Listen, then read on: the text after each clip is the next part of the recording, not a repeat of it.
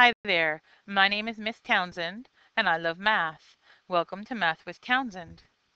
This video is for grade 9 applied students who are looking for a little more help as they prepare for the Math EQAO in June. This is video number 7. In this video, we're looking at items from last year's Applied Math EQAO. Those questions can be found on the website indicated here. And again, when you finish the videos, if you have any questions, or if you'd like to request that I focus on a particular topic, please post those in the comments section. So here we go. We're on to question number 25. It says Karina wants to rent a snowmobile for a day and considers 2 rental companies. The relationship between the total cost of renting from Trails R Us and the number of kilometers is represented by the graph. So this graph shows us that for Trails R Us, it starts at $30 and then it costs more for every kilometer driven. Now, Off-Roads charges a flat rate of $90 for a day with unlimited kilometers. So, a flat rate of $90 with unlimited kilometers. So here's $90. And it doesn't matter how far I drive, I'm always going to pay $90. That's what unlimited kilometers means. It means no matter how far you go, 1 kilometer or 100, it still costs you just $90 total. So I've done exactly what I would expect you to do, which is to take your ruler and add that particular line that represents off-roads to your graph. Now we can answer the questions. At how many kilometers is the total cost the same for both rental companies? Well, if it costs the same, they must be intersecting. And that occurs at 80 kilometers. Make sure that you don't answer 90 because 90 happens to be over here. It says at how many kilometers is the total cost the same? And so kilometers is down here. So read carefully or line your ruler up and you should get 80 kilometers. Okay, let's look at the next question. Stack it. So this is an open response question, meaning we're going to have to show work as much as we can. It says Juan draws the first 3 terms of a pattern as shown. The pattern continues to grow the same way. Complete the table according to the pattern. And then at the bottom, it goes on and says graph the data from the table, add a scale for the n-axis, and draw a line or curve of best fit. Okay, so the first thing we have to do is look at this pattern. So term 1 has 1, 2, 3 dots. That's already filled in. The next term, 1, 2, 3, 4, 5, 6. So you can see that what's happening is I keep adding a bottom row like this. So term 3, 1, 2, 3, 4, 5, 6, 7, 8, 9, 10. So how do I know what to fill in next? Well, it certainly would be easy enough for me to just draw it.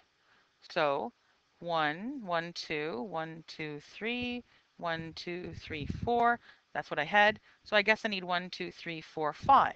And then add them up. 1, 2, 3, 4, 5, 6, 7, 8, 9, 10, 11, 12, 13, 14, 15. Now, again, you can find the pattern in a couple different ways. You could just keep drawing, but you'll notice here I added 3, then I added 4, then I added 5. So pretty clearly I'm going to add 6 for the next one and add 7 for the next one. 16 plus 7 is 23. And again, another way to see that pattern is to think about doing first differences. Here I add 3, here I add 4, here I add 5, so you can see what the pattern is. Now, you should also notice, oh, how did I get 16? That doesn't seem right. Hold on a second. Let me check my math here. So I had 10. 10 was here, and then I added 5 for 15, and then I added 6 to get 21, and then I added, so plus 6, then I added 7 to get 28. Okay, I don't know what I did. I messed up somehow. Anyway, plus 3, plus 4, plus 5, plus 6, plus 7 should be evident here, as well as if you look at the diagrams. Clearly, we know this is not a linear relationship. Now, it says graph the data, add a scale to the n-axis. So the question is, can I go up to 28? Are there 28 little boxes? 1, 2, 3, 4, 5, 6, 7, 8, 9, 10, 11, 12, 13, 14, 15, 16, 17, 18, 19, 20, 21, 22, 23, 24, 25. No, they have specifically and purposefully not given you 28 boxes because they want you to pick a scale. Now, the idea is to pick a scale that will get you as far up as you can on this graph. So what did I count? Oh dear, I lost track. 2, 4, 6, 8. There's 10, and I'm just putting a mark to remember where 10 is. 12, 14, 16, 18, 20. So there were 25. So what would be a good scale? Well, if I go up by 2, so 2, 4, 6, 8, 10, 12, 14, 16, 18, 20, 22, 24, 26, 28, that's not the end of the world. It does, however, waste all this space. So let's do kind of a compromise, which is I'm going to count 3 boxes and call that 2. Let's see if this works. No, that won't work. 4, 6, 8. I think I meant to do the other way. And again, we do math in pencil so that you can think on paper. I don't think very well just in my head. I have to write stuff down. So let's see if I can do 3, 6, 9, 12, 15. So I'm adding 3, 18. I'm going up 2 boxes and adding 3, 21, 24, 27, and 30. Now that might seem weird to you, and maybe it is, but it at least uses more of the graph. And I'm not really sure to what extent they cared. I know that I like to see graphs get used, but then again, I certainly would never have given you 25 boxes if you expected to graph up to 28. I'm nicer than the EQAO people.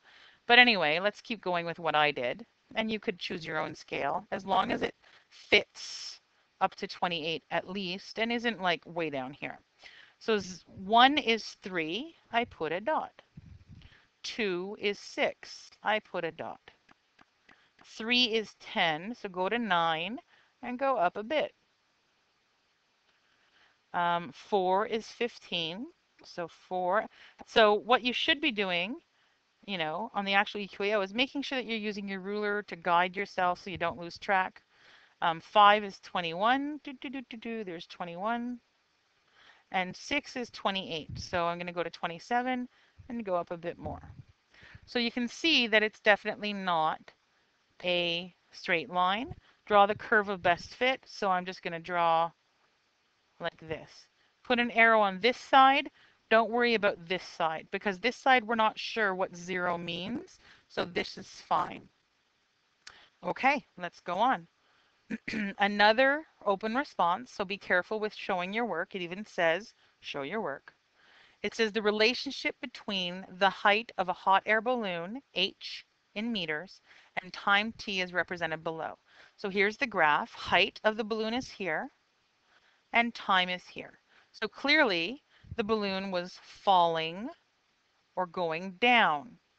Determine an equation to represent the relationship between height and time. So don't forget, an equation is made up of 2 parts. It's made up of a starting value, and it's made up of a slope or rate of change.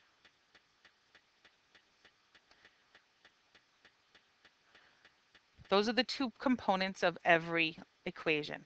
So let's look at the graph and find the starting value. When we started this relationship, the balloon was 450 meters above the ground, right? So make sure you read carefully. We are exactly halfway between 400 and 500. So that must mean that we are at 450 meters above the ground. Now, what is the slope or the rate of change? So this is where we're going to use the triangle and look at rise and run. So from here to, let's say this point, I'm going to go down and over. Remember, you either go up and over or you go down and over. You never go this way. Ever, ever, ever, ever. So again, you either go up and over or down and over. In this case, we went down and over. That means I know I have to have a negative slope. So how much did I go down? Well, I went from 450 to 350. So I went down by 100. I went down 100. How much did I go over? I went from 0 to 2. So I went over by 2. So make sure you're not counting boxes, but rather using the scale. So let me show that again. So I'm going to put my down here. Oops, I missed it. So I went down. So I'm going from here to here, and I went down by 100, and then I went over by 2, and I know that because I'm looking at the scale.